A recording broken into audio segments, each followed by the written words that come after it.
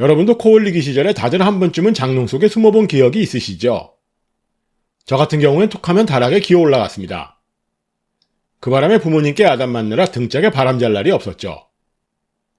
하지만 요즘은 대부분 날 때부터 아파트에서만 살기 때문에 이런 경험을 해보기도 힘듭니다. 그래서인지는 몰라도 펜션의 복층 객실은 언제나 인기죠.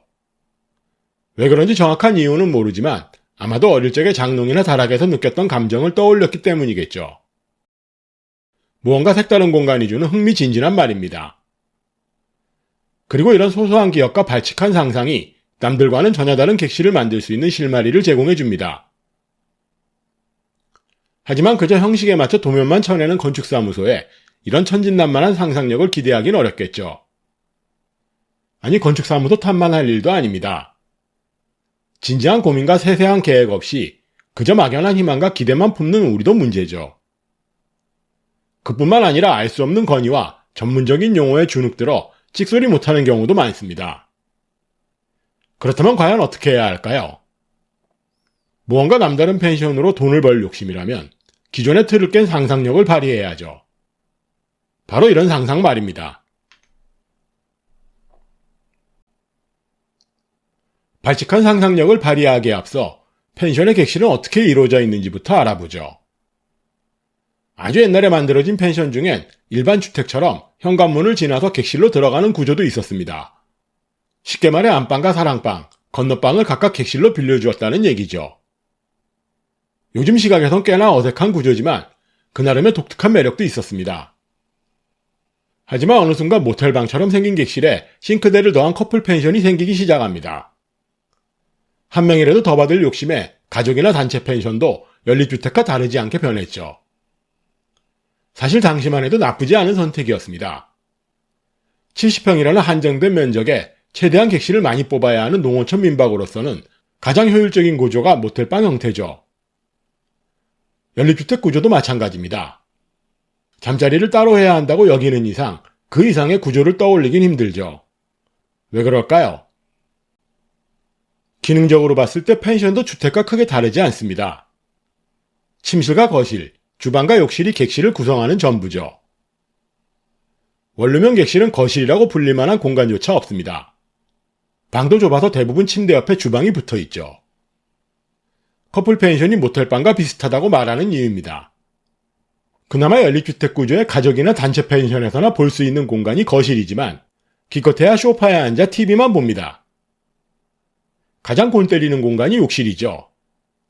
민박이 펜션으로 바뀌던 시절만 해도 변기 위에 촛불을 켜고 와인잔을 올려둔 화장실 사진을 찍어서 홈페이지에 올린 펜션이 꽤 많았습니다. 믿기 힘들지만 우리 펜션에는 방마다 욕실이 있습니다라고 광고하던 때였죠. 요즘도 철지나 월풀 욕조 정도를 빼면 딱히 눈에 띄는 구석이 없는 공간이 욕실입니다. 그렇다면 객실의 생김새는 어떨까요? 제멋대로 생긴 것처럼 보여도 가만히 들여다보면 펜션의 객실 구조는 크게 네 가지로 나뉩니다. 이 중에 원룸형이 가장 많죠. 거의 모든 풀빌라 객실이 원룸형인 이유도 개방감 때문이죠. 같은 크기의 객실도 분리형보다 원룸형이 훨씬 넓어 보입니다. 가끔 분리형처럼 보이는 원룸형 객실도 있지만 실제로는 칸막이로 공간을 나눴거나 1, 2층 구조를 잘못 본 거라고 보면 됩니다. 네 가지 형태 중에 가장 색다른 구조가 다락방처럼 생긴 개방형 복층입니다. 위아래층으로 완전히 나뉜 폐쇄형 복층과 달리 아파트에서만 살던 손님들에게는 오래된 추억이나 색다른 느낌을 떠올리기에 안성맞춤이죠. 그런데 다락처럼 생긴 복층이 생긴 이유도 재밌습니다. 펜션이 무지막지하게 늘어난 이유 중에 하나가 느슨한 규제 때문이죠. 전국에 있는 펜션 중에 대부분을 차지하는 농어촌 민박은 70평을 넘지 말라는 단서조항 말고는 사실상 규제라고 할 만한 게 없습니다. 이런데도 다들 객실을 넓히지 못해서 안달을 내죠. 왜 그럴까요? 자세한 내막을 모르는 사람들조차 방이 커야 한 푼이라도 더 많이 받는다는 건 은연중에 알고 있죠. 이때 등장한 꼼수가 다락입니다. 복잡한 규정과 해석이 있지만 딱 잘라 말해 바닥부터 천장까지 높이가 1.5m를 넘지 않아야 다락으로 인정받습니다. 그 이상이면 건축 면적에 포함되죠. 그런데 규정대로 만들면 똑바로 서기가 힘듭니다. 허리를 펴지 못하는 복층 침실이 많은 것도 바로 이런 이유 때문이죠. 이와 반대로 천장 높이가 넉넉한 복층은 대부분 준공검사를 마친 후에 만들어진 불법 건축물이라고 봐도 무방합니다. 그런데 여기엔 더더욱 재미난 사실이 숨어 있습니다. 방을 넓혀 요금을 더 받기 위해서 복층을 만들지만 다락으로 올라가는 계단 때문에 실제로 쓸 수 있는 면적이 딱히 늘어나지는 않습니다. 물론 1층 면적이 아주 크면 얘기는 달라지겠죠. 하지만 열평남지단 원룸 객실에 만들어진 복층은 인테리어 효과 외에 별다른 의미는 없습니다. 한 가지 짚고 넘어가면 애견이나 키즈 펜션은 복층 구조가 어울리지 않습니다. 아이들이나 강아지들의 안전을 신경 쓰는 엄마들을 생각하면 득보다 실이 크죠. 이처럼 다락처럼 생긴 개방형 복층을 빼면 펜션의 객실은 무척 단조롭습니다. 펜션 인테리어에 거는 과한 기대도 어쩌면 이런 단순한 구조를 돋보이게 했으면 하는 바람에서 출발하죠. 하지만 값비싼 마감재만으로 돋보이는 객실을 만들긴 힘듭니다. 기존의 틀을 깬 천진난만한 상상력을 발휘해야 남들과 다른 펜션을 만들 수 있습니다. 어떠신가요? 그저 립서비스처럼 들리시죠? 하지만 구체적인 방법을 들어보시면 여러분의 생각도 달라지실 겁니다. 그럼 지금부터 단조로운 객실을 색다르게 만들 아이디어 몇 가지를 알아보죠. 지금부터 우리 모두 머리를 맞대고 엉뚱한 상상을 함께 해보죠.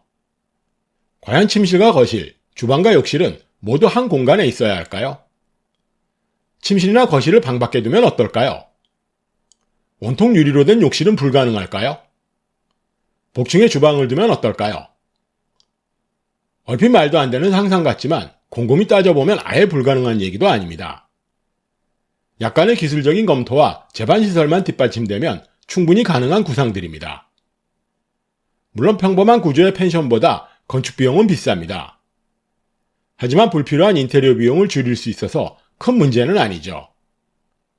그래도 믿기 힘드신가요? 그렇다면 지금부터 어떤 식으로 풀어낼 수 있는지 알아보죠. 복잡한 도면을 단순화시키면 이렇습니다. 일반적인 펜션의 객실은 침실과 거실, 주방과 욕실이 다닥다닥 붙어있는 형태가 가장 많죠. 굳이 내부 벽체로 나누지 않아도 마찬가지입니다. 원룸형 객실처럼 기능적으로 구획을 나누기도 하죠. 믿기 힘드시겠지만 크기와 배치만 조금씩 다를 뿐 거의 모든 펜션 객실이 이렇습니다. 그런데 약간의 변화만 줘도 전혀 색다른 느낌이 들죠. 바로 이렇게 말입니다. 욕실을 침실 옆으로 붙이고 침실 앞에 거실을 둡니다. 아예 주방은 별도의 건물로 뺀 형태죠. 그런데 이런 구조가 어떻게 가능한 걸까요? 생활 숙박업은 당연히 가능하지만 농어촌 민박은 언뜻 이해가 되지 않죠. 하지만 다가구 구조로 설계하면 얼마든지 가능합니다. 심지어 이런 식으로 구조를 짜면 요즘 유행하는 감성숙소 컨셉의 독채 펜션을 만들 수 있습니다. 아직도 감이 잘 안 오시죠? 그렇다면 이걸 좀 더 보기 좋게 다듬어 보죠.